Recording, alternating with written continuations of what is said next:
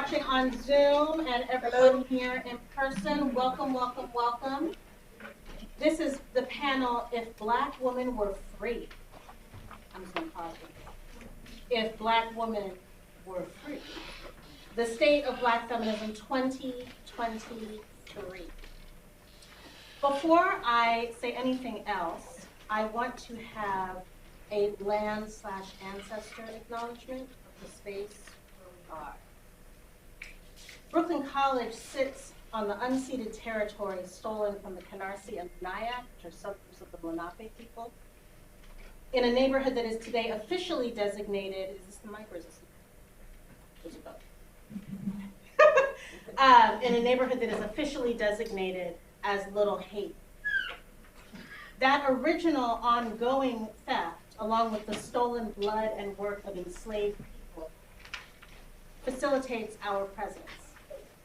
We pay our respect to all elders, past, present, and future, including the enslaved, migrants, and immigrants who have stewarded this land.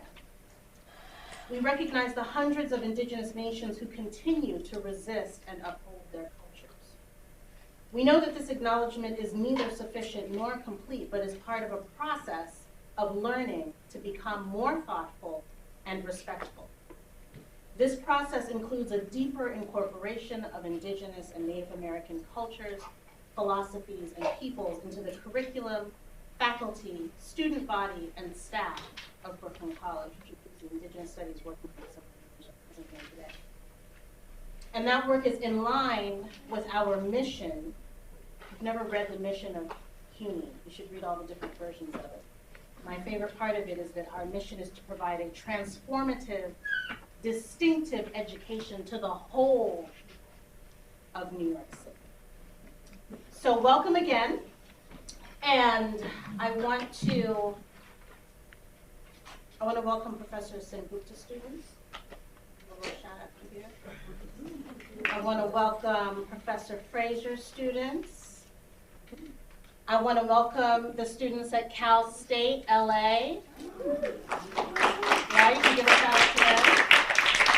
Today we are bi-coastal. We're not going to have any east-west peak today. We're very happy that the Cal State LA's Department of Women's Gender and Sexuality Studies and their chair, Alejandra Marchevsky, are co-sponsoring this event with us. And so they're very excited to be on during Zoom. We're going to hear a little bit from them via the Q&A afterwards. So I'm not going to speak very long because we've got these extraordinary women to speak here today. This panel is part of the Hess Scholar in Residence Week. And our speakers are exploring the state of Black feminist studies and politics in today's society. Oh, I'm Rosa Mendez King, I'm the dean. I'm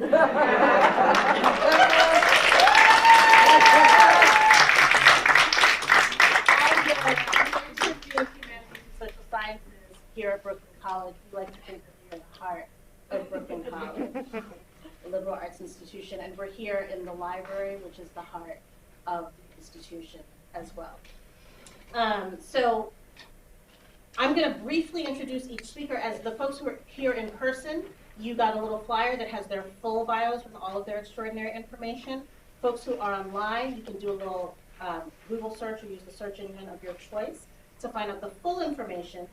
But I'll just give you a couple of highlights. I'm going to introduce everyone in the order in which they're going to speak. And then folks are going to have about 5 minutes, I think, to share. I am going to do my little alarm. Just 7 minutes. Okay. 10 minutes. 7, 10. That's what I was.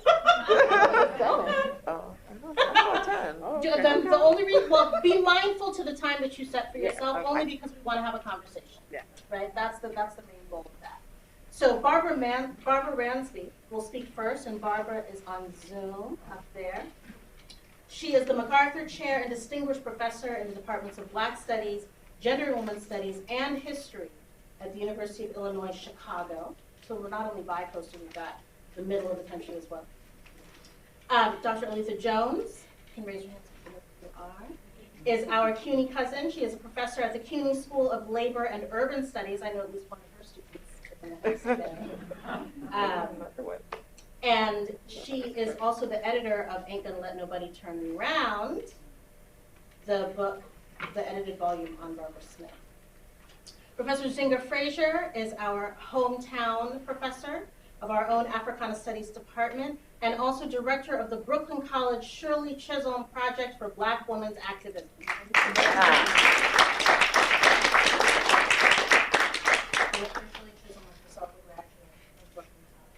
And finally, our final speaker before we turn over to a Q&A with conversation with you, the audience, is Barbara Smith, who was extensively introduced today. And if you're here, then you know exactly who she is. Among everything else, she is our Robert L. Hess Scholar in Residence for 2022-2023. So with that, I'm going to ask Barbara to go ahead. Okay, well, we're here again. I feel like I just spoke, but I'm happy to be in this conversation because I really respect also all the folks in conversation with me. So we were asked to say a few words on this concept that comes out of, it's taken from the Combahee River Collective, but it kind of undergirds a lot of what Black feminist praxis has been about. If Black women were free, ... I said in my remarks earlier that feminist politics, Black freedom movement politics, BIPOC politics, if we use that term, are often described as narrow, divisive politics that take away from the whole. In fact, those of us who are involved in the electoral politics the last presidential season, some of us supported, some of you perhaps supported Elizabeth Warren, Barbara and I supported Bernie Sanders, and we found ourselves in a real struggle there to foreground the issue of racial justice and gender justice. And of course, the politics of solidarity and coalition are we're all in this together, but we were also insisting on the idea that we have to be specific about the ways in which class oppression and racial capitalism impinge upon the lives of specific groups, in this case, Black women and women of color. And that is a position of strength, that is a unifying position, not a divisive position, because indeed, because of Black women's positionality in society, and all the metrics bear this out, from housing to victims of violence to job market, et cetera, are on the bottom of the hierarchy. And so if Black women are liberated, and Black women are in all the other categories that cut across race, right? Black women are disabled in large numbers. Black women are unemployed in large numbers. Black women have mental illness. Black women are queer. So we are not, we don't see these categories as mutually exclusive but interrelated. And because they're interrelated, we actually embody a politic of resistance that is liberatory and has liberatory potential for everyone. So anyway, that's just a kind of reaction to the term. But there's 2 points that I would like to make. Well, 3 really, and I know I only have a couple minutes, but 3 points I want to make, riffing off of that a little bit. The last book I wrote was called Making All Black Lives Matter, and it was about the movement for Black lives and what is often termed the larger Black Lives Matter movement. If there was one ideological anchor for that movement, it was Black feminism, in terms of the people that emerged as the primary organizers, in terms of the refusal to buy into a politics of respectability. And so that was very hopeful to me. And I think that we need to mark that, we need to name that, we need to own that. It is not a movement without contradictions and flaws by any means, but one of its greatest strengths, I think, and the formidable potential of that movement was the Black feminism that was at the core. In fact, one of those meetings that Barbara Smith and I were in, where we were the 2 Barbaras, was a Black Lives Matter meeting, which was very intense and interesting. But I want to mark that as part of what defines this moment. The other is this notion of anti-Blackness, and carrying over from my, the way I began. we built in the 70s and 80s multiracial women of color coalitions, coalitions of third world women and third world people, incorporating the anti-colonial struggle into our politics and our worldview. But I do want to say there is a usefulness in identifying anti-Blackness specifically within the large scheme of things, because within the Latinx community, there's anti-Blackness. Within the global community, there's anti-Blackness, even though many other groups are suffering. But it seems to cut across many different categories of oppression and resistance and be embedded in it. And I also want to say, as a disclaimer, many people in academic circles who talk about anti-Blackness also subscribe to the notions of Afro-pessimism, which I do not. But I do think it is important to talk about the persistence and enduring nature of anti-Black racism in particular in many of our coalitions. And sometimes we have multiracial coalitions and we say they're people of color, and Black people, especially Black working class people, are just not there. And the inclusivity of the term people of color is a strength, but it also can be a weakness when it obscures the makeup of the coalition itself. The third thing I want to say a little bit about when we say when Black women are free is to invite us to step on that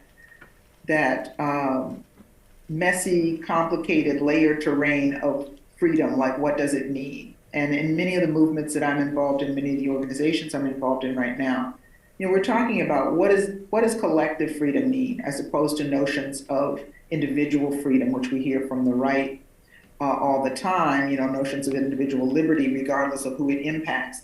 Like, in some ways, some of us might actually have less individual freedom at the same time that we create and build a society where all of us will have more freedom across the board. I think they're critical questions like bodily autonomy, which is essential and a core notion of freedom, the notion that everyone should have what they need to survive and thrive. But there are also many environmentally damaging things that we do as individuals and feel like it's our right and feel like it's an expression of our freedom in some way. So I think we also have to, in very hard discussions, interrogate notions of freedom and really embrace the notion of collective freedom and freedom to have a just society, which may also mean inconveniences for those of us who are a little bit more privileged right now. So I think I'll stop there and look forward to the other comments.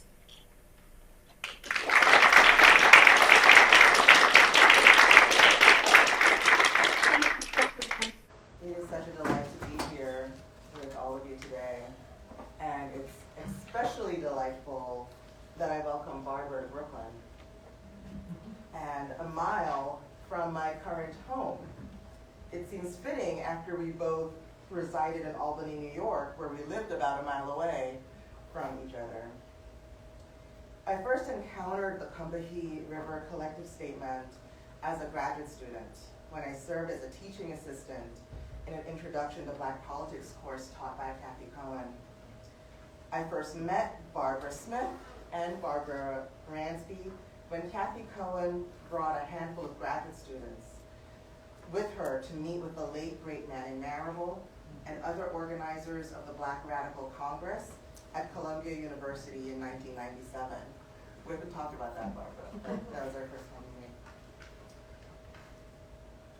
I met Barbara again when I was a faculty member at SUNY Albany. At her invitation, we spent 4 years crafting a movement memoir.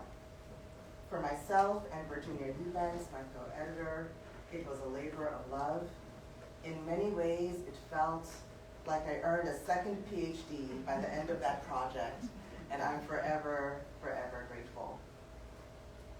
I wrote myself out of academia by working on that book and into full-time work into the labor movement.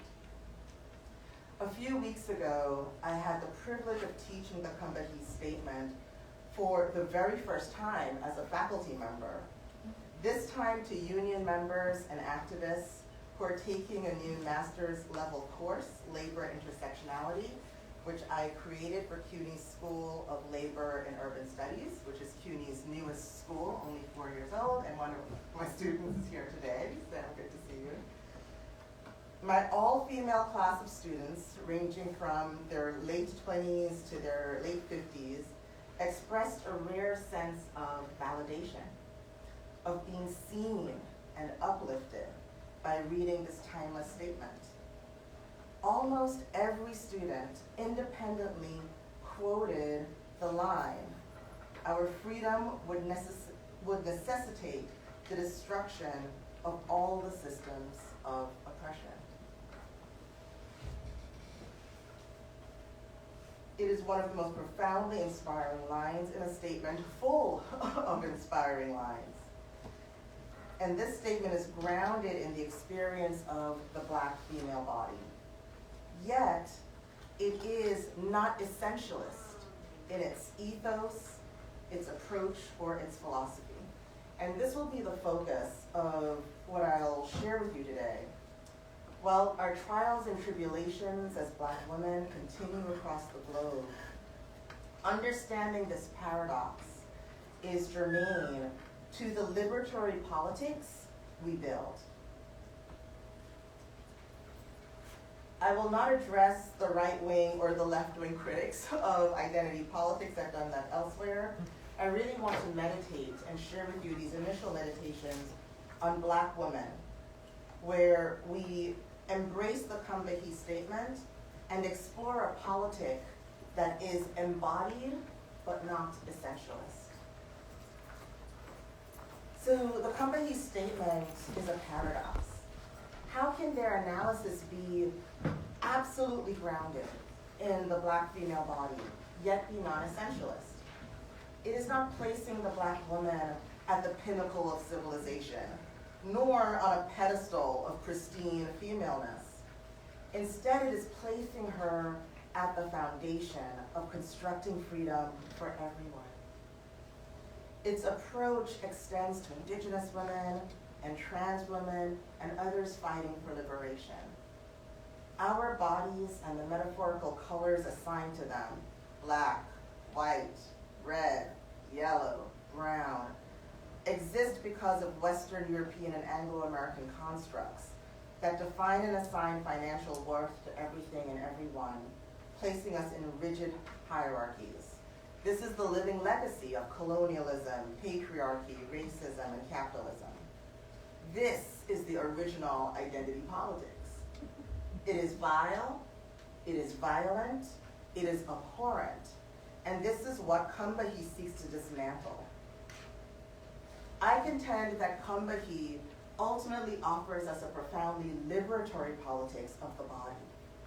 But increasingly, I wonder whether that politics can be distorted by what one could call a benevolent essentialism of Black womanhood.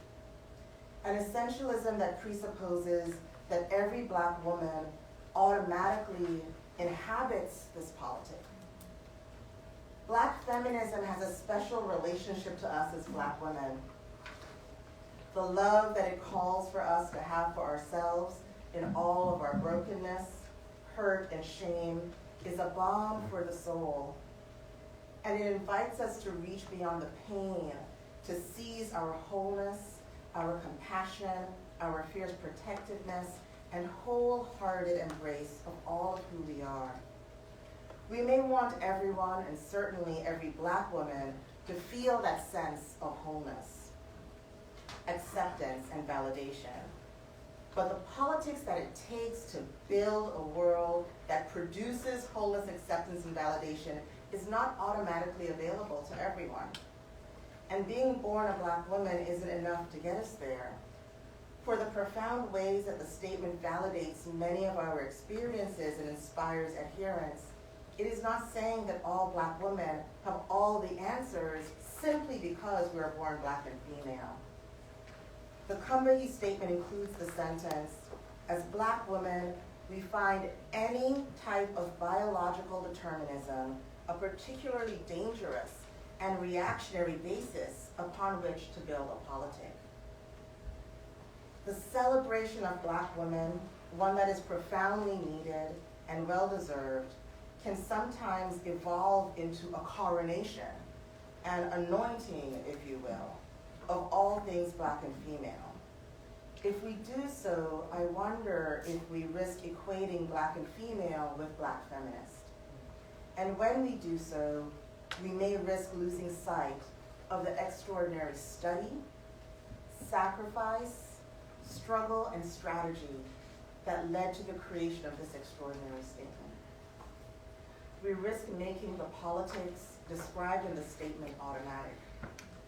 We risk relating to it as our birthright.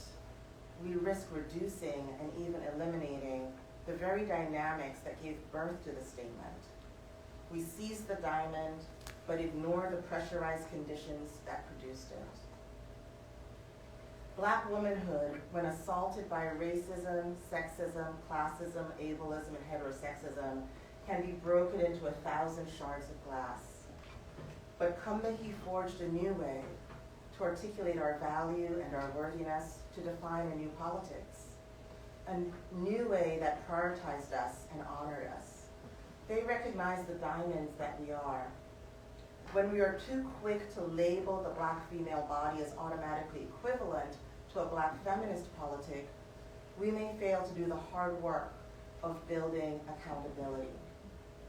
In the statement, they also say we believe in collective process and a non-hierarchical distribution of power within our own group, and in our vision of revolutionary society. We are committed to a continual examination of our politics as they develop through criticism and self-criticism, and as an essential aspect of our practice. So Black feminism is ultimately a political identity. That's what Barbara taught me, and if I have this wrong, you'll certainly let me know. It's a political identity where history, study, and experience matters. It is an invitation to honoring and naming a distinct tradition and lineage and appreciating it. One that sees the wisdom of our bodies as a path to liberation, not of bondage and shame.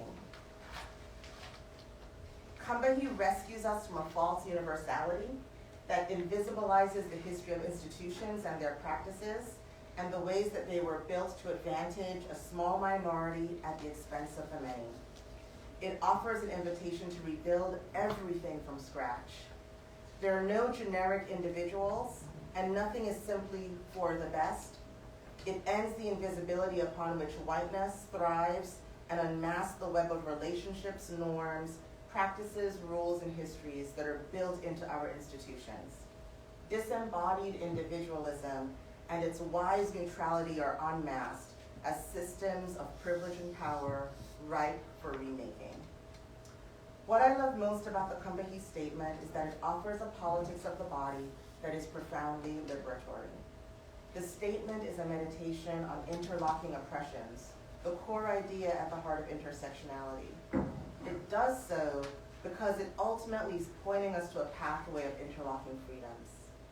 It is not a mirror of white supremacy that simply places Black female supremacy in its stead.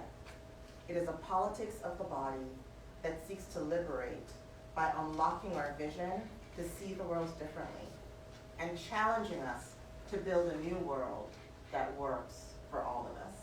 Thank you.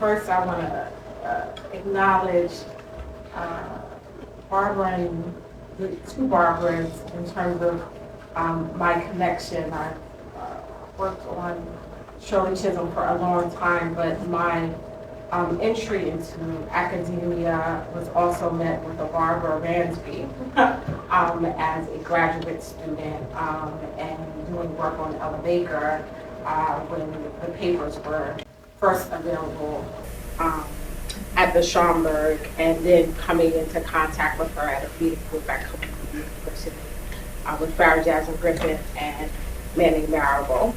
And the other Barbara Smith, in terms of reading the statement as a high school student, and then reading the statement again in Dr. Sonia Sanchez's class at Temple University, who was a mentor of mine. And so I pay homage to those women in those spaces that provided the ability for me to kind of rethink who I was and my connection to Black feminism. So before I get into, and I was thinking about this and I contemplated and writing it over and over again, right? But before I get into what I want at the end of my remarks will be about the future of where I see Black feminism and Black feminist thought, I am haunted by the state that we are currently living in, and that we find ourselves such that we, the collective we,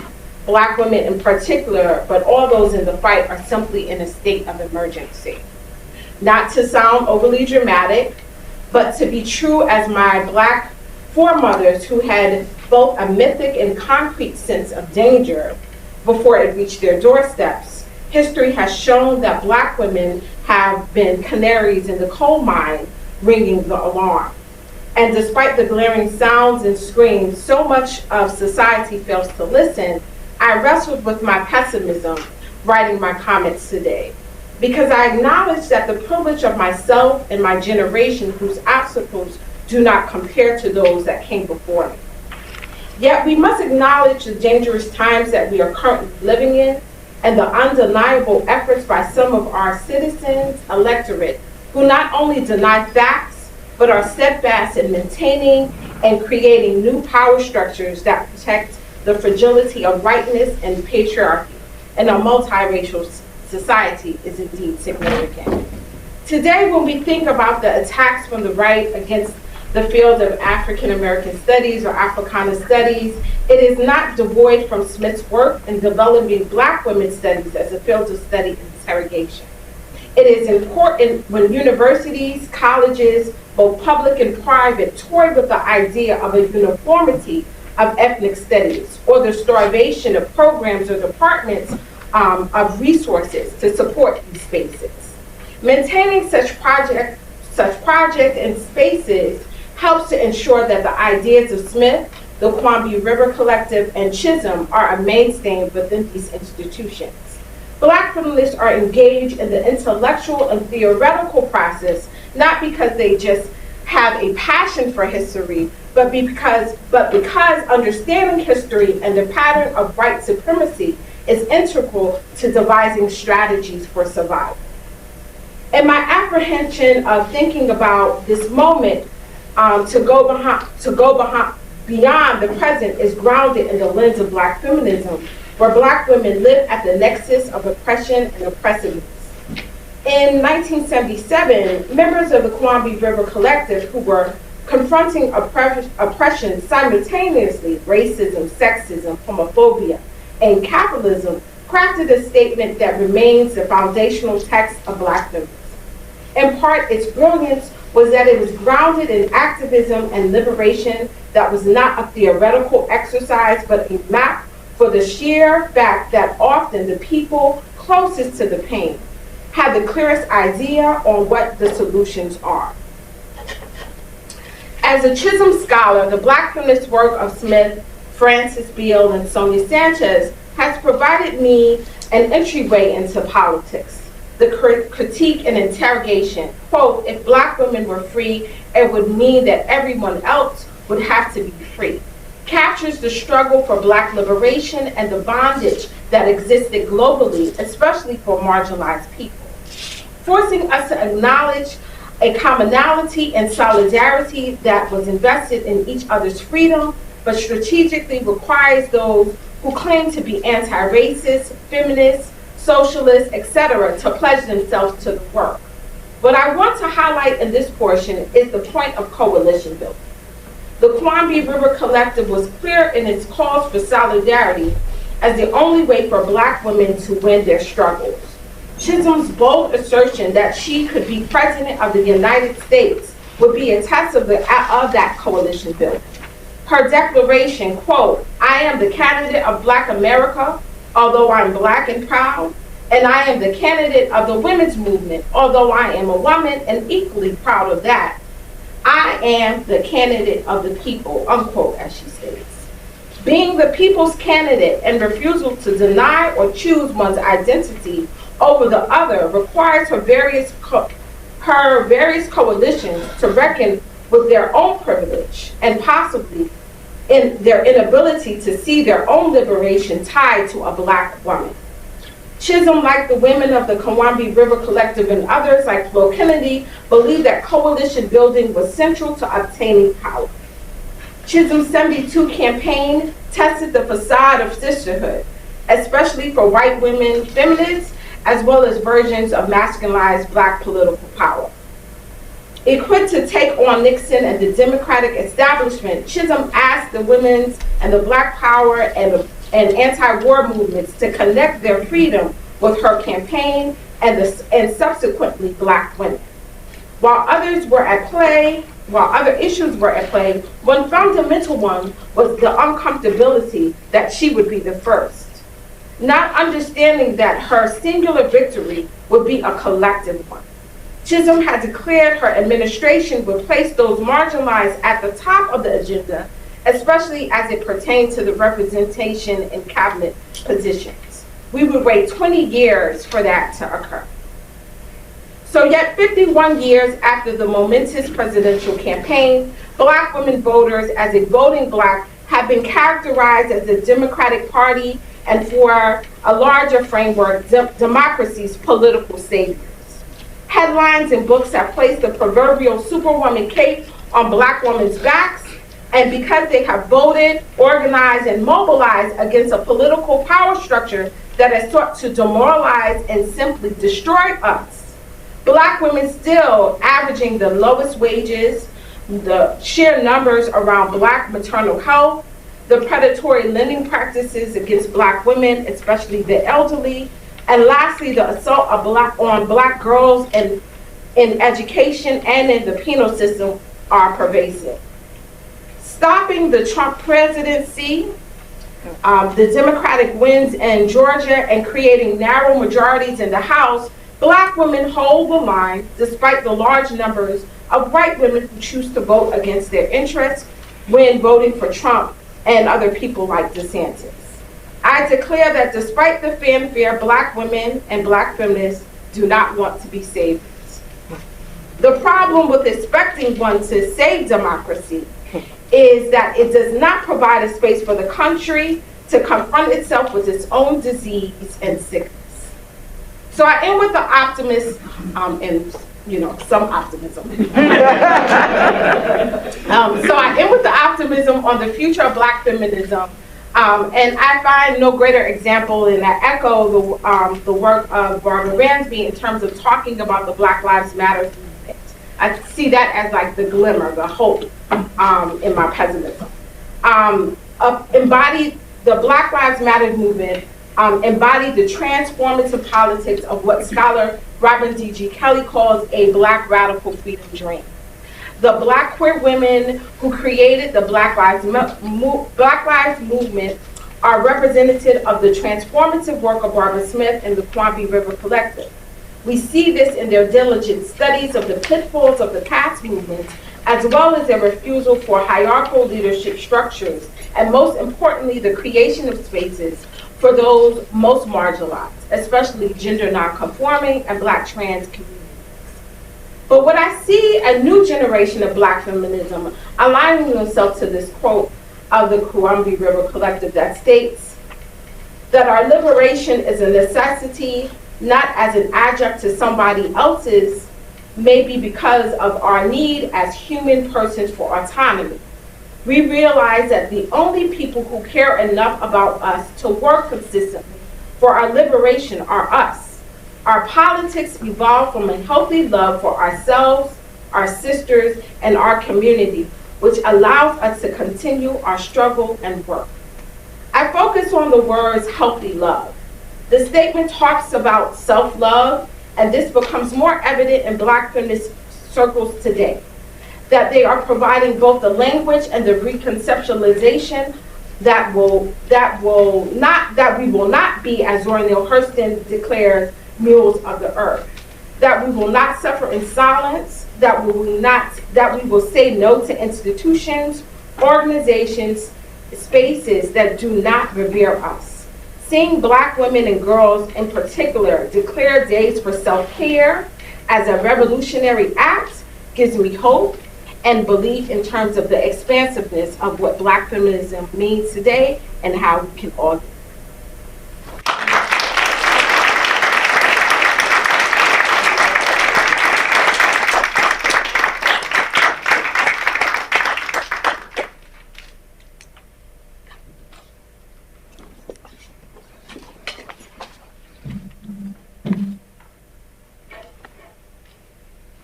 I'm timing myself.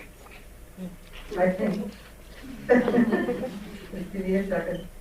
I think I timed it for hours instead of. No, I'm okay. I'm okay. And then is it 7 hours and whatever, or is it 7 minutes? Anyway, hello everybody. I'm so pleased to be with you today and all during this week. And this afternoon, of course, we're talking about one of my favorite subjects, which is Black feminism. I'm interested, and I want to thank everyone for wonderful presentations. I think you can see why I picked Alethea to edit this book. We barely knew each other, and she'd asked me to speak in her class. And I think it was some kind of exchange. If you did this, I'll do that. Yeah. I can't remember what it was. Lawrence Steinem and pay equity. Right, exactly. So the thing is that, so that happened. And so then I asked Alethea, and I mean, it's like, I don't know you from a hole in the wall, but yeah, I'll do it. And it's so wonderful to meet you and see you too. And I particularly perked up when you said that you studied with Sonia Sanchez. Because for Jamie, who's out there, yeah, I know Sonia too. Okay? Jamie Swift, let's see, James Madison University, Black Women Radicals, a wonderful online community and social media presence. She's impressed by all the people I knew. And no one knew. Well, I know you now, so sorry to embarrass you. Yes, you did. But I love hearing about Shirley Chisholm. She was actually at the National Black Feminist Organization, first Eastern Regional Conference, which happened in New York City in 1973, which my sister Beverly and I attended. So just a few words about the state of Black feminism now. The thing that made the Combahee River Collective unique, and this is what I say often when I talk about it, is the fact that we had a socialist, anti-capitalist, material, political analysis and practice. We were concerned about what was actually happening on the ground to real live people. And that was distinctive because it wasn't just nice ideas about wouldn't it be nice if Black women were free? Or wouldn't it be nice if people respected women of color? Or wouldn't it be nice? It's like, what are we going to do about it? The culmination, I feel, in many ways of our organizing was when 12 Black women were murdered in Boston during a 4-month period in 1979.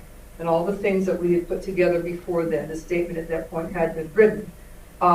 We brought together and really brought together in a serious way to bring people from all over an incredibly divided city, which is racist Boston, racist to this day. We brought together people who had never worked with each other previously, and those coalitions stayed at a time when people really did not know how to even think about this horror of these murders, and they were not serial murders. So more than one man took it in his mind to say, I think I'm going to off a Black woman. I think I'm going to kill a Black woman just for the hell of it. And it was a time of incredible terror for us, but we did everything that we could. Perfect example of material conditions. What was the situation? Women of color in Boston, and that included Latinx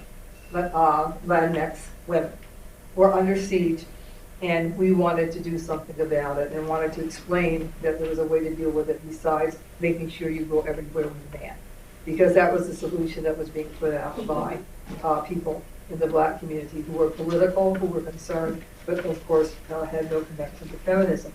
I want to say a couple of words about identity politics.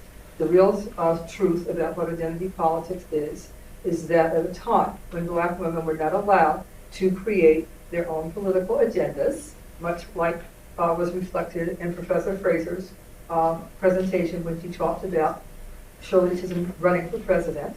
At a time when we were not allowed to come up with our own political agendas, we said that we had a right to formulate them and to act on them, much as Professor Jones talked about the politics of the body. People who were like us, who identified as female at birth and who were Black at birth, we had a right to make some decisions and decide what we needed to do to go forward. We were not separatists. We believed deeply in coalitions. And that's another thing that characterized the Black feminism of my day, back in the day. We were not a self-help cult. We were not promising people that everything was going to be all right because they got involved in Black feminism. Far from it. Because things have changed and because there's been such a concerted effort on the part of the ruling class and the powers that be to undermine all of the things that we put in place through struggle in the middle part, in the mid and latter part of the 20th century. They had an agenda, and with the fall of Roe last year, you can see that they've been very effective with their agenda. But as I said, in the face of all of that, we kind of draw in upon ourselves, perhaps. We don't have the role models. When I was growing up, who were my role models? Gloria Richardson, Stokely Carmichael, Kwame Ture, Martin Luther King, Malcolm X, Fannie Lou Hamer, who I actually met. Yeah, another person. I'm doing this. I'm very wrong. You'll find that out if you didn't stay any or spend any time with me. But the thing is, these were the people who we looked up to. The Little Rock Nine, high school students. They were in high school when I was in junior high. And they were as courageous as any people have ever been. So those are the people who inspired us. We didn't think it could be fixed. We just knew too much about how the system worked from our own direct experiences and that of our family to think that there was a quick fix.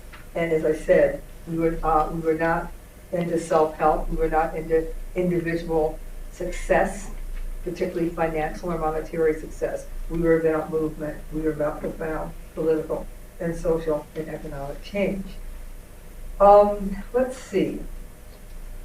I don't really have that much else to share with you right now. I know I've gone past my 7 minutes. I believe I have. But I do want to let you know that thing about how identity politics is under attack. Last week, I videoed, taped a TV show. Well, it's a YouTube show, not TV. See how old-fashioned I am? A YouTube show. It's a Katie Halper show. And I don't know if people are familiar with it, but it was a conversation with Robin D.D. Kelly and a person named Norman Finkelstein, who I was not aware of before. And Norman Finkelstein has written like a book that's about 500 pages long in which he attacks identity politics and other things that we hold dear. He seems to like dead Black thinkers like Du Bois and Frederick Douglass, and really can't get with us live ones. He said last week when we were taping the show that he had never heard of the Combahee River Collective until Katie Halper invited him to be on the show. That told me volumes about the isolation. But be that as it may, that program is going to air tomorrow on YouTube too. It's Katie Halper. I don't have any links or anything to send to you right now. But if you want to hear a really interesting discussion, because Robin D.D. Kelly is in it, if you want to hear a really interesting discussion, that might be kind of like supplementary listening and watching for what we're going to continue to talk about this afternoon. Thank you so much, and thanks for this opportunity.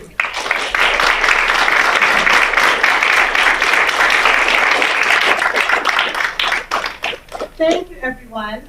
We're going to have questions from the audience, and what I'm going to do is I want everyone, I'm going to ask everyone to do something, but then I'm going to take the first question from the live folks here and the second question from the Cal State folks, so you all can get ready. But I want to just take 2 minutes and have everybody turn to the person next to you and say something that stuck with you, what your takeaway is from all the things that have been shared. Those of you who are online, if you're with other people, you can say it online. Otherwise, you can put in the chat what's something that you learned or that stuck with you that is your takeaway from this conversation.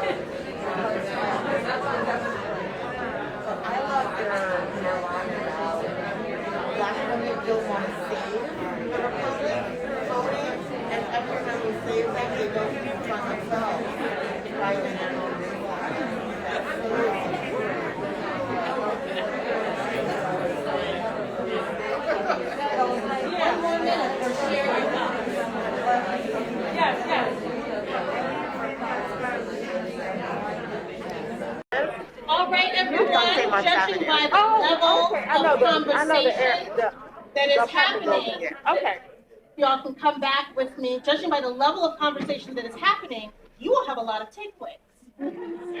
You learned some things or you heard some things that struck you. So, questions from the audience. I have lots of things to say, but I'm going to go to you all, so take advantage. A question from in the room. Oh. Yes. And speak up as loudly as you can, please. Ms. Smith, Barbara, thank you so much for coming. One thing that you said that was really interesting when you were talking about like material conditions you were organizing was you weren't advertising as a self-help cult. Do you see that a lot today in like the state of feminism, that activists start like advertising a kind of, if you believe these things, your life will get better financially, or you will have better emotional or interpersonal relationships? I just think the self-help cult kind of phrasing is really interesting. I'll just repeat the question for the folks on Zoom. The question was about this notion of not being a self-help cult and what Barbara Smith thinks about that in relationship to how people are discussing things today. And I look at the chat here, because I did it this morning too. I see that someone asked if people who ask questions could use a mic. If you want to walk over to this one and turn it around, do whatever you need to do, or if there's one to pass around. And I assume, is my volume okay?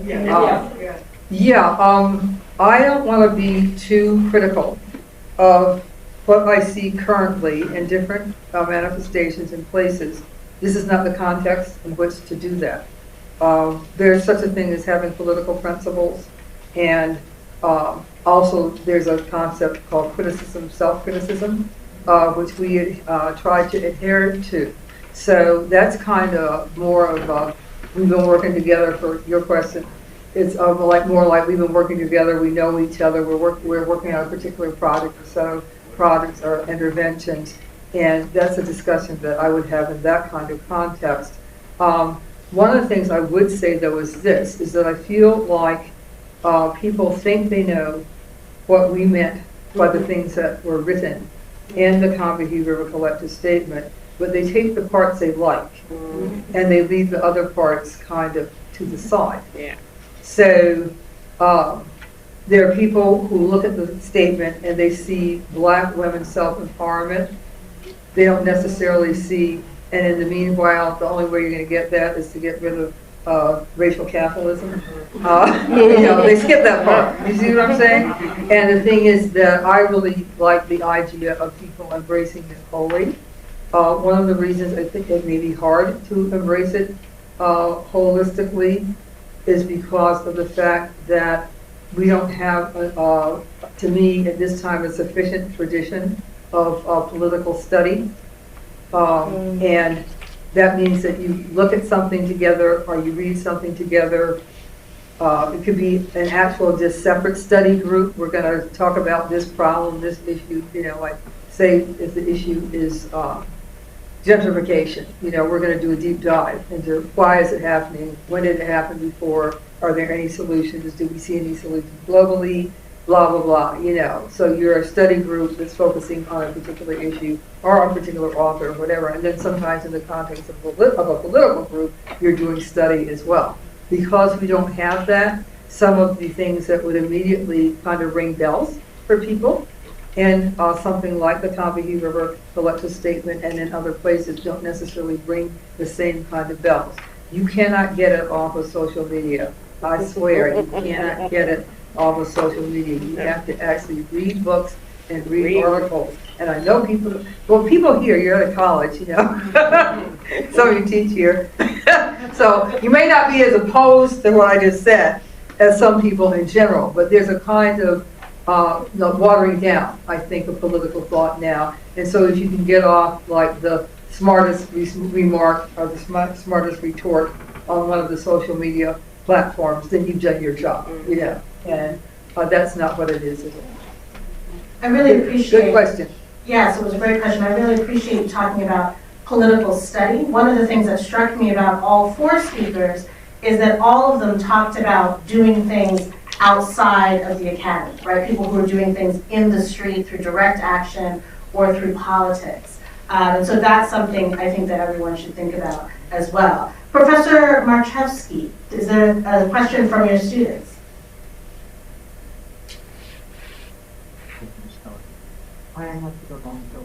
It's in the chat. Can you check the chat? Oh, thank you. Oh, you don't see it in the chat.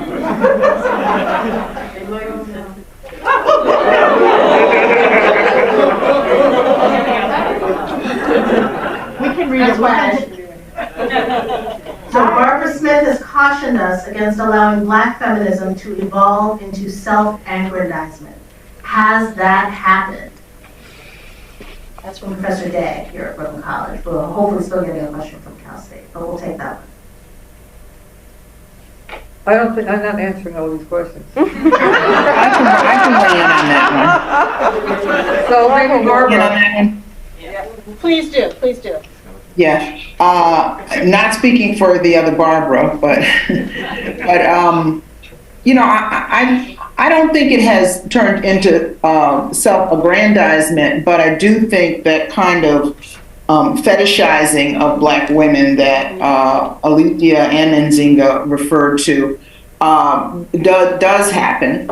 And for example, I think what was the slogan? Listen to Black women or trust Black women or something like that. I mean, we have to differentiate. There's unfortunately, in my opinion, Black women conservatives now. There are Black women in the Republican Party. So just by virtue of being Black women, we are not to be exalted. But it's the positionality of the majority of Black women. It is experience of the majority of Black that then informs, not determines, but informs a politic. So exalting to me, refers to the times in which not all Black women ever, but some Black women position themselves to be spokespeople for the rest, and also, sometimes get rewards for that. I mean, the discussions around the Tyree Nichols murder in Memphis to me was interesting because people were, it's 5 Black cops, how can it be racism? Well, we also see, if we accept that challenge of Alethea, that we not resort to essentialism in talking about Black women. Human beings are capable of all kinds of things and defining that we in all kinds of ways. And so Black women can run cities that harm other Black people. Yep. Black male cops can beat Black bodies in ways that reinforce white supremacist institutions, et cetera. So anyway, that's how I would respond to that question. I don't know if that's helpful. Other comments from the panel? We'll take another question. We have another question. Can you hear us? Yes, we can hear you. Go ahead. So here's the question from Los Angeles. It's so great to be with you today. In the spirit of collaboration, how do we continue to make space for multiple voices, particularly in conversations between Black women and Black trans women?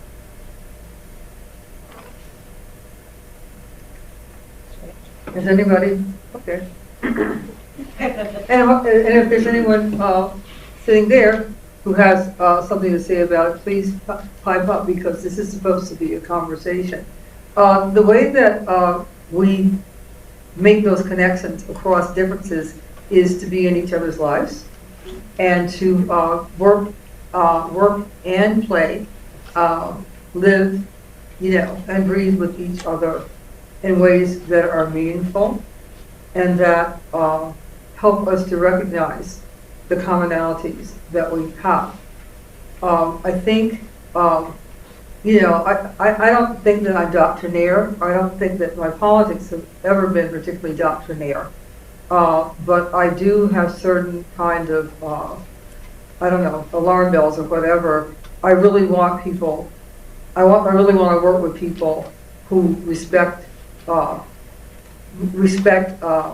people who are not cisgendered heterosexual males. I want that to be the case. I want people who understand that feminism, including the feminism of women of color, is incredibly positive set of realities and sets of ways of figuring out which way forward here on the planet.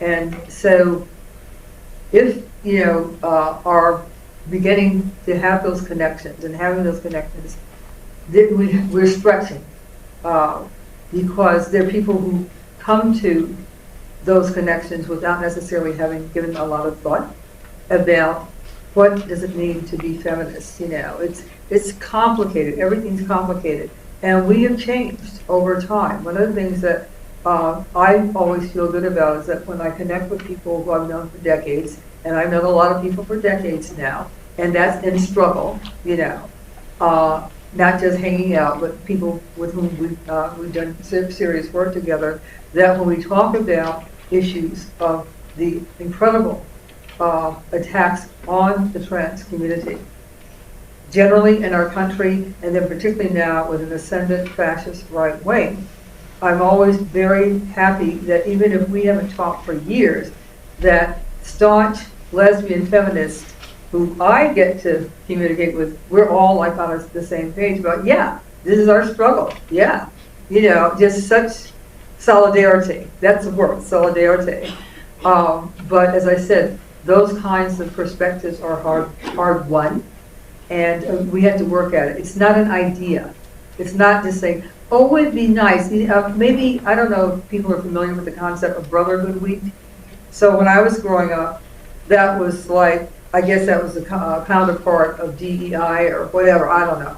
But the thing is, so there was something called Brotherhood Week, and it was, there were hands clasped, and posters, 2 different colored hands, and everything was supposed to be okay as a result of having something called Brotherhood Week. Meanwhile, people being slaughtered, in the South, in the North, all over the planet, based upon, racial categories and white supremacy. So talking about those connections across our different sexualities, genders, gender expressions, etc., it can't just be a nice idea. We have to work through it. And that, as I said, takes stretching on everyone's part. This bridge called my back, that's one of those wonderful concepts, just that title, because it's still true. The book that I mentioned by Norman Finkelstein, and this is not an attack on any individual, but the name of his book is I'll Burn This Bridge When I Get to It. It's like, oh God. It's kind of like the opposite. I'll burn this bridge when I get to it? Oh, okay. So it's not this bridge called my back then. But anyway. So, I love that answer. It reminds me of a few things. One is, I believe it was 2018, Barbara, when I joined you at the African American Policy Forum with Kimberly Crenshaw, where you were receiving an award for just a lifetime contribution to movements. And I remember a Black trans woman coming to your table before you went up to the stage and lobbying you and saying, when you're up there, you have to mention trans women. And here is why including trans women in Black feminism is really important. I don't know if you recall that. It's coming back. Yeah, and so I just want to call attention to the ways in which the Black trans community and the trans community is self-advocated to not, to end their invisibility. And they've been really bold and forthright in doing so. I also want to add that in building alliances, read and study. Do not go forth and try to recruit a Black trans female friend just to have a Black trans female friend in your life. Instead, be in the struggle, right? There are many, many things that can use your time, your intelligence, fight alongside with Black trans communities to have improvements in access and services and in justice. And the attacks are so profound, particularly on you. Yeah, and that it doesn't have to be transactional, right? And understanding the power in a certain kind of radical humanism that operates in Black feminism, that allows us to have those conversations, allow us to advocate and liberate for each other, and take up space for people who are not familiar with taking up that space at that time. Thank you. Yes, another question. Oh, sorry, hold on until we get you the mic. That way everyone can hear your question.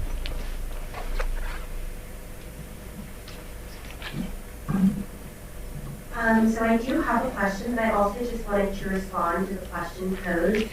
I think also that the acknowledgement of like the lived experience of being in a Black body is like so fundamentally queer. You know, historically Black people have never been afforded to fit in these neat boxes of what it means to be cis or feminine. So I think like just that acknowledgement also that like Blackness is inherently queer is very powerful.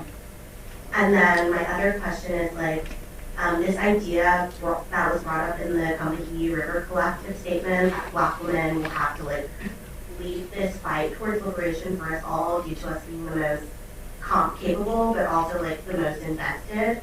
I wanted to just pose like how this is complicated by this, I guess, newer age philosophy that oppressed people shouldn't be responsible for educating our oppressors and leading this movement. And just like relating back to like Professor Fraser and Professor Jones, stating that like the art of existence while being like Black and female, and like the simple things such as like self-care being revolutionary.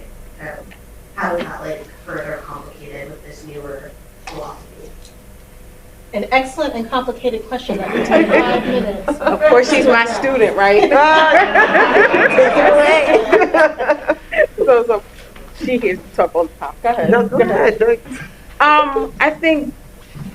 I think it's a lot of work in order for that to happen. I don't know if I have the full answer for that. But I think a part of what complicates the work in terms of thinking about a newer age or a newer generation is, you know, a part of what you said, the essentialism, like the complexity of not being essentialist, but also saying, I'm going to respond to my own identity and care for myself, right? Because and the only reason I wrote that part was because I remember being at a conference. It was actually a Black academic conference, and they were saying, you're killing us. This Black woman got up and said that you're killing us. I think June Jordan had just passed away. And they were like, we are dying.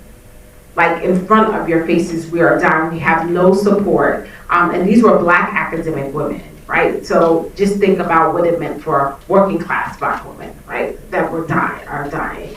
And saying that, you know, it requires us to rethink these spaces that we inhabit. And saying no, can you be on a panel about, that might be you choosing yourself is a part of that practice, right? But still engaging in the movement. And how do you create that balance? You know, increasingly there's an understanding of learning the role that you want to play, and that role can change over time, and rooting yourself in your own joy even as you're in the struggle. So we don't all have to do that work. You're not called to do that work, don't do it, right? I don't consider myself to be a good ambassador to white people and black men. Like, that's not my role. That's not how I've ever grounded myself in the work that I do. So some people feel called to do that and are gratified by it, and I'm glad that they exist and they should do it. But if that's not your work, don't do it. I like the phrase, kicking the butts of the oppressors should be fun. Being an oppressor should suck. Right? And too often, I think being in the struggle and the movement can be so hard because of all of the isms that are present. Even as we're fighting them, they're also present amongst us. And so often I'm really interested in how do you build relationships and joyousness around kitchen tables and food and music in such a way that you're having joy in the journey and not just suffering. Yeah, that's great. I guess what I would like to say is that the way you figure out who you can deal with is when you have a sense of political clarity and also perhaps a sense of some confidence.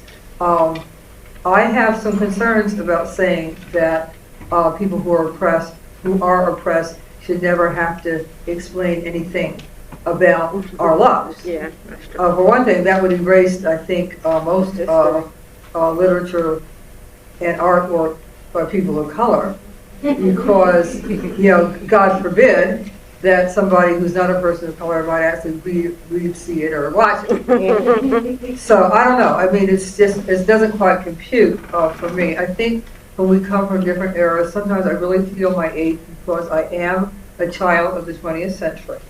I grew up in the heat of the civil rights struggle. There were things that we saw and things that we experienced that people don't see exactly in the same way now. When you heard in 1964, in the early summer, that 3 people whose names were Cheney, Swerner, and Goodman had disappeared in rural Mississippi, who were down there doing voter registration at the beginning of Mississippi Freedom Summer, sponsored by SNCC. When you heard they had disappeared, you pretty much knew that they were gone. And 2 of them were Jewish white men, and 1 of them was a black man from Mississippi. When you hear that kind of thing, you have perhaps a different perspective about who are those people. Droves of young white people went south during the freedom struggle for many of the years that part of the struggle was going on. I'm not saying that it made black people love white people, because that would be crazy. I mean, you can't love people across the board, like that, You can like popcorn or, Super Bowl or something like that. But you can't just say, I love everybody, unless, I guess, you're a better religious person than I ever was. But be that as it may, I feel like what you see now, I was thinking about the, what we saw in the spring and in the whole summer of 2020 after George Floyd was lynched. We saw more people in the streets than had ever been, or in the streets for anything in the United States, and there were people of all backgrounds, and it was in the midst of a pandemic there were no vaccines in the summer of 2020, and yet people were out on the street by the millions. One of the things that was different, though, is like the movement space. And Barbara could probably say more about it than I, since she wrote the book, a book which I read and taught, about the Black Lives Matter movement. But there wasn't like the kind of accessible movement space to move into after, that outpouring in the summer, whereas the civil rights struggle, the long civil rights struggle went on for years. Some people track it from the beginning of the 20th century. But in any event, as I said, depending on what you live through, you have different perspectives. It's good to know what the other people before you lived through. Mm-hmm. Sometimes that can inspire you. Yeah. One of the books that I buy in multiple copies is SNCC, The New Abolitionist, because it's about that time. Yeah. It's by Howard Zinn. You probably know Howard Zinn as the author of A People's History of the United States. But SNCC, The New Abolitionist, was written a number of years before that, and it was about work on the ground.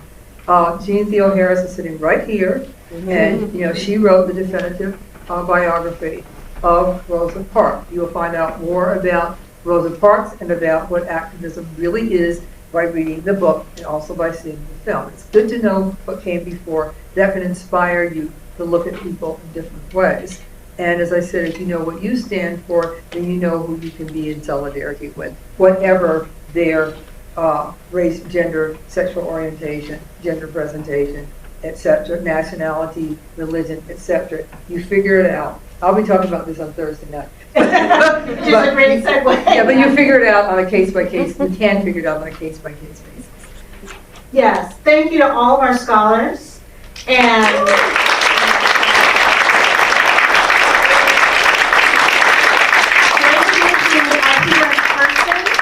there are flyers with the events for the rest of the week. This is just the first day. Those of you who are joining us online, however you got here, you can find, again, the schedule for the rest of the week. And just a reminder that the way that Barbara Smith ended is that we need to be in conversation with each other. For those of you who are students, college is one of the times in this country when you are most likely to encounter people other than yourself. So take advantage both inside the classroom and outside of the classroom. Thank you everyone for coming.